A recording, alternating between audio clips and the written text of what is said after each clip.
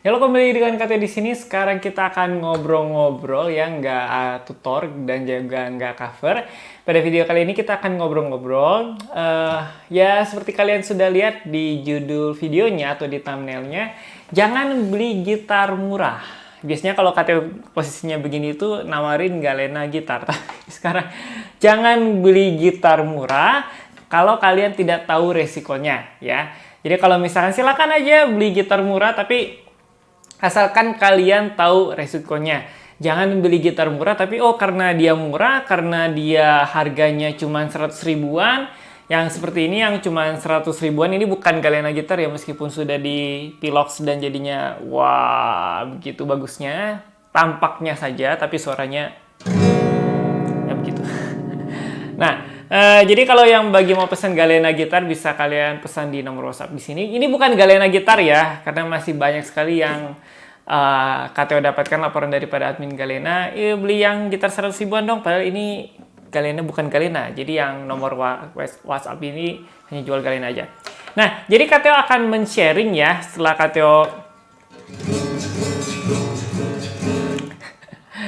Kateo membeli gitar murah dan mencoba memainkannya, dan juga dulu pernah beli gitar termurah yang sempat Kateo kasih juga. Nah, ada beberapa poin yang kalau misalnya kalian harus perhatikan kalau kalian mau beli gitar murah. Nah, risiko pertama yang harus kalian siap-siap adalah suaranya yang amburadul, dalam tanda kutip ya. Suaranya yang meskipun masih bisa acceptable atau masih bisa diterima oleh beberapa gitaris pemula, tapi kalau menurut Kateo pada saat digenjreng sih suaranya itu ya kayak bener ya DGBE. Cuman pada saat kalian coba stem, pasti si senarnya itu kayak nggak akan diem di tengah gitu. Kalau kita stem senar pakai gitar tuna, itu kan ada jarumnya.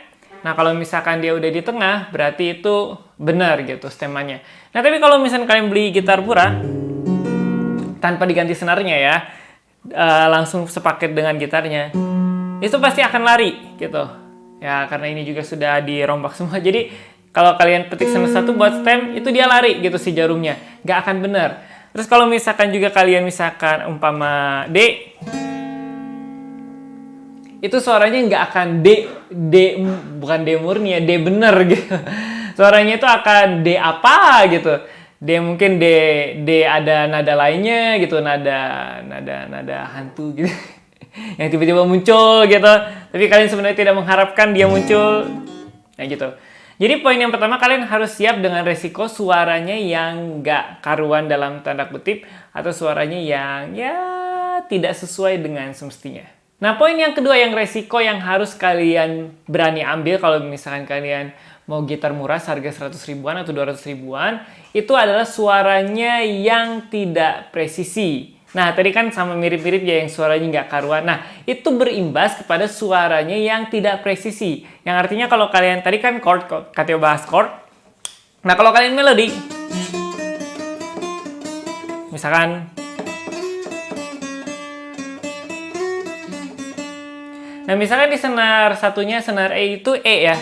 Terus kalian misalkan di fret yang kedua itu seharusnya senar satu aja ya. Senar satu fret 1 itu F. Ya kan? Terus yang fret yang ketiga itu G. Nah ini meskipun pengaruh sama natnya ya, natnya yang nggak benar. Tapi Kateo pernah pakai yang gitar yang 100 ribuan dan 200 ribuan. Pada saat ini dia suaranya itu per fretnya itu nggak pas, nggak presisi. Jadi misalkan kalian E, terus di sini F, terus di sini G. Di sini tuh bisa jadi bukan A, tapi bisa jadi A crash, atau jadi A-mol, atau A turun seperempat. Nggak ada sih sebenarnya, cuma A ya kalau kalian pakai gitar tona, sekali lagi itu dia jarumnya itu agak mepet ke kiri pojok ya, bukan kiri tengah gitu, tapi kiri pojok. Jadi nggak presisi gitu. Nah, lalu poin yang ketiga itu kalian harus siap-siap setiap fret ya, setiap gitar yang kalian beri, entah itu murah, entah itu 100 ribuan atau 150 atau 200 ribu, siap-siap kalian menerima senar yang bazi.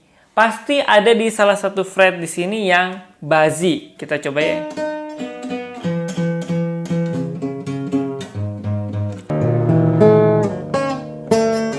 Tuh bazi. Ya kan? Nah, jadi gitar murah itu pasti ada spot di mana si fret itu bazi. Ya, syukur-syukur kalau misalkan bazinya di fret-fret yang tinggi ya. Jadi kalian nggak pernah nekan ke sana sebagai gitar pemula gitu, sebagai gitaris pemula yang mau belajar. Jadi kalau misalkan bazinya di sini, tuh dia agak bazi gitu. Terus kalian main satu chord yang ada di senar 5 fret yang ketiga. Tuh kan kalian kira itu kayak kurang kenceng gitu, padahal udah tekannya kenceng banget gitu. Tapi masih bazi juga. Jadi kalian harus terima resiko, misalkan kalian sudah tekan sekuat mungkin, ternyata bazi, ya memang gitar kalian seperti itu. Nah, yang keempat adalah kualitas yang seadanya. Nah, ini kejadian ya yang Kak Theo jatuh, ini baru sekali aja jatuh ke depan, terus si bridge-nya itu langsung patah gitu ya. Bagusnya sih kalau Kak Theo lihat baca-baca di internet dan juga lihat di YouTube, bagusnya sih jangan dilem seperti ini ya. Terus diganti kayak atau apa kayak gitu ya. Nah, jadi pada saat jatuh pertama kali itu langsung patah. Padahal baru pertama kali jatuh. Dan material kayunya juga ya seadanya ya, karena ya murah gitu. Jadi kalian tidak bisa mengharapkan lebih suaranya kayak atau awetnya kayak. Jadi build quality-nya juga ya begitu gitu. Jadi jangan mengharapkan yang murah tapi bagus gitu. Murah bagus menurut kata itu harganya 850.000, itu di atas list murah dan bagus. Promosi lagi ya. Nah, tapi kalau untuk yang 100.000, 200.000 kalian harus siap-siap aja untuk menerima build quality yang ya seadanya. Kalau misalnya mau di-upgrade ya upgrade sendiri gitu. Tapi ya itu biaya lagi. Yang sering kalian mau cari kan murah tapi bagus gitu. Nah, harus siap-siap resikonya yang seperti ini. Yang kayunya juga entah kayu apa gitu. Ingat sekali lagi Kak Theo ingatkan, Kak Theo tidak menjerumuskan kalian mematikan pengrajin yang menghasilkan gitar murah atau menghasut kalian untuk tidak membeli gitar termurah. Ingat, Kak Theo hanya menyampaikan resikonya aja ya. Jadi tolong dicatat. Lalu poin selanjutnya adalah si gitar ini makin lama suaranya tidak akan makin bagus, suaranya juga makin lama tidak akan makin sama. Suaranya yang makin lama itu adalah semakin menurun. Kenapa semakin menurun? Karena kalau kalian lihat kayunya itu adalah serbuk kayu yang dipakai. Ya, kalau misalnya kalian mau tahu serbuk kayu itu kalian bisa lihat. Mungkin kalian juga sudah pernah memperlihatkan ya. Kita fokus dulu. Nah, lihat di bagian lubang gitarnya. Kalau si bagian ininya tuh kayak gabus ya, berarti itu dari serbuk kayu. Nah, kalau serbuk kayu ketahanannya itu bisa dikatakan sangat-sangat jelek. Jadi kalau kalian pakai gitar ini mau dikasih ke anak kalian dalam jangka waktu 2 tahun 3 tahun. 2 tahun 3 tahun udah punya anak ya. Maksudnya ya 2 tahun 3 tahun kalian mau pakai, pasti akan suaranya hancur terus atau lapuk lah si kayunya atau mudah lembab terus berjamur dan segala macamnya. Karena dari serbuk kayu yang tadi ya yang katanya sudah tunjukkan gimana cara taunya itu. Jadi kalau kayak gabus, bukan kayak gabus ya, kayak kardus gitu, nah itu serbuk kayu. Jadi makin lama suaranya tidak akan makin bagus, makin lama suaranya performanya akan semakin menurun. Jadi kalian harus siap-siap terima, misalkan gitar saya mau didemin sebagai legasi ke anak saya, itu nggak akan bisa. Tapi kalau galena pasti bisa. Galena lagi. Nah, jadi kalau kalian seperti itu harus siap-siap. Dan mungkin ada yang komentar di bawah, saya dulu beli gitar ayah saya 100.000. Dulu gitar ayah.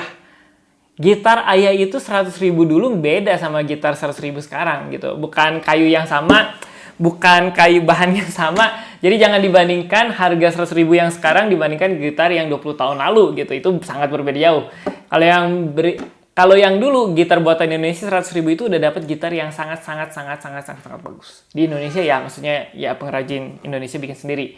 Jadi karena sekarang sudah berkembang, ya yang 100.000 itu dapatnya ya yang begini. Nah, poin yang terakhir dan yang paling penting kalian harus siap-siap menerima resikonya adalah dengan kekurangan semuanya yang tadi, suaranya lah, playability-nya lah, terus si kenyamanannya lah, terus tinggi senarnya lah, terus suaranya lah, ya suara lagi ya. Kalian pasti cepat mudah menyerah untuk belajar gitar. Kenapa? Karena pada saat kalian bunyikan, misalkan ikutin tutorial siapapun ya, terserah kalian. bunyikan deh yang di tutor enak bunyi chordnya, terus kalian kok di rumah kok kayak nggak masuk-masuk gitu. Padahal nekennya sudah setengah mati, padahal nekennya sudah sampai jarinya berdarah mungkin ya.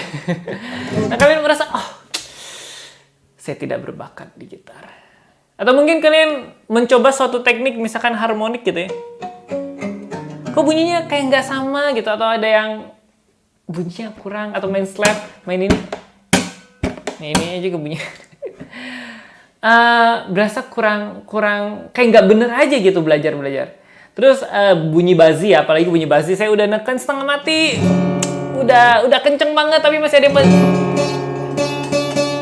yang bazi gitu. Aduh, udah nggak ada yang kasih tahu. Terus nanya YouTuber juga nggak pernah dijawab ya kan? Nanya di IG juga mungkin ada yang nggak dibalas, ada yang balas gitu. Kok saya main gitar belajar neken senar nggak bener-bener bunyinya gitu, nggak stem atau bunyinya nggak benar, ada zzz-nya. Ya mungkin faktor utamanya bukan di jari kalian gitu yang kurang kuat nekennya, tapi ya di gitarnya. Jadi mungkin kalian akan cepat menyerah belajar gitar, akan merasa saya tidak berbakat, akan merasa jari saya mungkin bukan jari untuk gitaris, dan merasakan mungkin saya yang salah gitu. Padahal belum tentu, mungkin gitarnya yang salah. Nah, jadi sekali lagi KTO tekankan, pada video ini KTO bukan melarang kalian untuk membeli gitar yang murah, enggak. Ya memang itu semua hak orang gitu, mau beli harga yang berapa dan disesuaikan juga dengan budgetnya. Cuman KTO tekankan sekali lagi, jangan menjadikan gitar itu alasan untuk kalian berhenti belajar gitar. Karena apa? KTO sudah sebutkan resiko-risiko yang harus kalian ambil. Nah kalau misalnya kalian mau, oh ya udah saya terima, saya akan belajar sekuat tenaga meskipun gitarnya aneh, meskipun suara gitarnya ancuradul gitu. Ya saya akan tetap untuk belajar gitar dengan semangat gitu.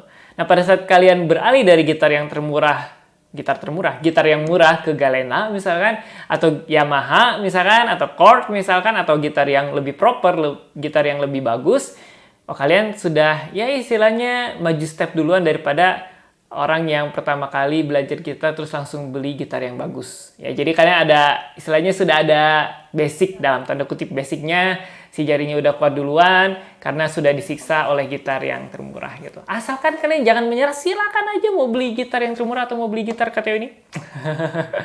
Oke, jadi silakan komentar di bawah gimana pengalaman kalian belajar pakai gitar yang murah-murah, dan juga akhirnya kalian bisa menjadi, mungkin kalian bisa cantumkan YouTube channel kalian dengan memainkan gitar yang mungkin sudah lebih hebat daripada KTO. Silahkan gitu.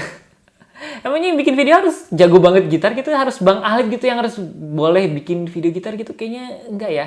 Kalau misalkan di bawah Bang Alif itu semuanya langsung komentar ya, yang video ini jadi curhat sedikit ya. Yang video KTO belajar dari Bang Nathan gitu, banyak sekali yang membandingkan, Bang Nathan mah buat pemula. Ya emangnya ada yang salah gitu ya? Kayaknya enggak deh. Ya, jadi mungkin kalian terlalu, mungkin oknum itu senang membandingkan, dan sebenarnya kita tidak mendapatkan apa-apa gitu ya. Aneh aja. Oke, demikian saja curhatnya, dan juga demikian saja video kita kali ini. Semoga kalian termotivasi gitu ya, dan mendapatkan pencerahan terhadap video ini. Oke, sekali lagi KTO ingatkan, kalau kalian mau terima resikonya, no problem. Oke, begitu saja video kita kali ini. Tunggu KTO di video-video selanjutnya. Agak aneh ya netizen sekarang ya.